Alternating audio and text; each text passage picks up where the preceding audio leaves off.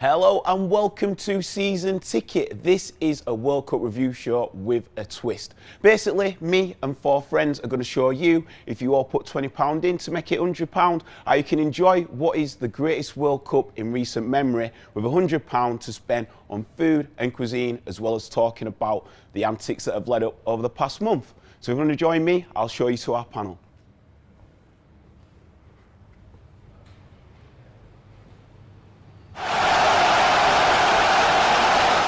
So here we are, and here is my lovely panel of legends of local Yorkshireness, international acclaim. We've got Matt Healy, the owner of the venue that we're at, the Foundry, and also Masterchef finalist. Masterchef loser. Masterchef loser. Hey, the semi-finals seems to be getting knocked out at the moment over there. We've got Iain Silver, who is well respected within the bar and hospitality scene, especially in the northern language. I respect you, Iain. We've got Matt Bowman, who is lead singer of the Pigeon Detecvives, and next to him as well we have Micky, Kerr, music comedian and fellow final loser. So, firstly, World Cup 2018, it's been absolutely fucking ridiculous, hasn't it? Yeah. It's been incredible. I was not up for it. I thought that England, who we'll be touching on in another part of this, didn't feel the connection with them. But I also felt there were a lot of big teams who missed out, Italy, Holland, and I just thought, this wasn't up for it, but fuck me, as it caught fire. Absolutely. I think it's been the small fish tournament this year. A lot more of the smaller teams have kind of come through and had a bit of fun. It's been a fun World Cup. It's not been like say the usual group of top 6 teams that didn't make it. The younger teams, the smaller teams, have come through and had a bit of a giggle with it. So I did a nil-nil draws as well. No, exactly. There's a lot of crap games in football. Yeah. It's been really good. Yeah. Like the goals. I think that 2-1 Tunisia game, it just, we won. We never win in the last 3 minutes, do we? Yeah. We never win. We always, and that I think that not everyone going, did it? Yeah. It's like Kane scored twice, and it's all. No, he didn't score twice. He scored one then, didn't he? Then he scored 2. Well, No, he scored 2. he scored 2. Yeah, he did. Yeah, he did. So it's like, and it's just like that got everyone going, and it's like, right, oh my God, England won a game of football. Well, what we're going to do is we're going to be splitting this into actual 4 parts as well. We'll talk about England in the second part, but if we bring it back to, do we feel that the reason that it's been exciting is the gap getting smaller from the lesser nations? Yes, of course it is. Basically, the professionalism now and the fitness, it wasn't there 20 years ago. Every team's got psychologists, they've got huge amounts of staff. The players are fit as a fiddle, all play around the world. That's it. And decent The next point is the fact that you got players from the African nations, you got players from Japan, you got players from everywhere that play in Europe, in South America. Even those teams like Egypt have got Salah playing for them. exactly. Each team has got a standout. Yeah. Even if it's just one player that can create a little bit of magic. They've got goals as Lack well. of fear as well. The teams are turning up, ready to take on Spain, ready to take on Portugal, ready to take on Germany. They've normally come to try and shut a game down and get a lucky goal, but turning up to have a proper goal. In Japan, middle class. Yeah, They were brilliant. They were unlucky. And I think the coaching manual's got bigger as well. So you can stop teams, teams just work hard and you can shut the game down a bit easier now. I think game management's been a big term that's been used a lot, especially by the English teams, like game management from on the pitch and off the pitch. It's all about how you manage the result that you've got, how to play with it and moving forward.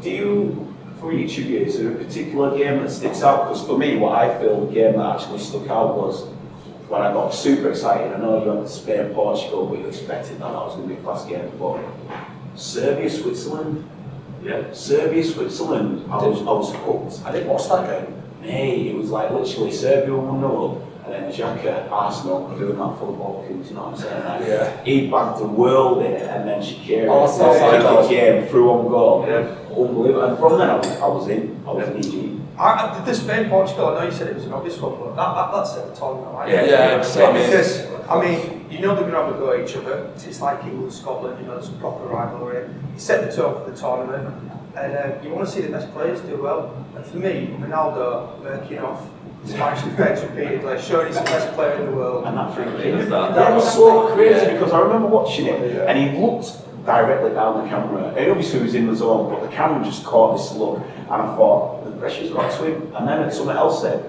but if that's the level of focus that you got to create world class, then that shows his elite level. What does he do? Bang the top corner. He does every time. That volley, that, you know, when he hit it on the up, he sliced it into the top corner. In that game, that's one of the best. One of the best volleys I've ever seen. He like curled in. He sliced across it. It looked like he was coming back on himself. Yeah. Floating. It was unbelievable. It bounced. It hit it about that high off ground. You know what I mean? The first time, and he like just shifted his body weight right at like a 90-degree angle. It was incredible. I want to see that from Ronaldo. You know, you want it. There's something about him that you just want to see him do well. I think, and if he'd have had a couple of better players around him, I think he'd have won that World Cup by himself. If he'd been in the squad with Rui Costa and Figo from the days of old, this current Ronaldo, wow. I mean, if he'd have won the World Cup, because he won the European Championships, if he'd have won the World Cup, it would have been, I think you could say, probably the greatest player of all time. Because then you've got Messi. I'm in Team Messi. This is the thing for me. I used to be Team Messi before this World Cup. You look like it. He's a bit Massively. more handsome version with less beard. That's what he's like. But I was Team Messi before, because it just seemed to be a bit more of an all-round player. But then watching Ronaldo, he gives a shit about his country as well as his team. And for me, Messi just didn't, like I say, didn't turn up. His World Cup record's rubbish. Yeah. And he got to the final, didn't he? And then I remember he put it past the post. I thought if that had gone in, he'd have won the World Cup for Argentina. Like Diego Maradona won it by himself in '86, and then it was a very average team. Can we have and then he won it. He got to the final in '90. For me, I love Maradona. Can we have a special shout out for Maradona? Because he's definitely the character of the tournament. He has lit it up, hasn't he? He still loves the tournament. He's still outdoing Messi. BBC panned to him, don't they? Just like that, innit? The first game when he were against Iceland, when Messi missed a penalty, and he also had a moment of a free kick at the same time before Ronaldo stepped up. Are you going to do it as well? And he just panned to Maradona, and he was just like, you knew he'd been on bits. You knew he'd been on bits. I reckon he's still going, mate. He's somewhere in Russia. Just in a crap den.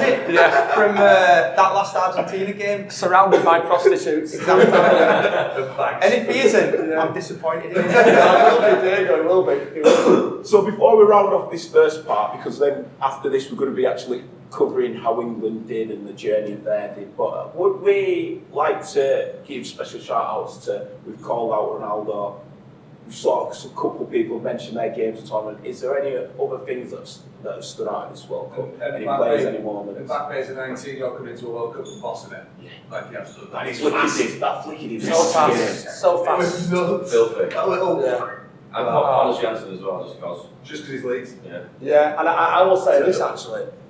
Russia have hosted an incredible World Cup. The press have ignored it. The press have ignored it. It's Apparently, he stood them all down before he went before Yeah, they've had a knock on the door. And they said, if you come out and cause trouble, 10 years, hard labour, it's not worth your while. You'll just disappear. Isn't that how you should do it? Isn't that how you should do a tournament? You know, I think it's been amazing. Atmosphere. Because the countries, the geopolitical situation of like England and Russia.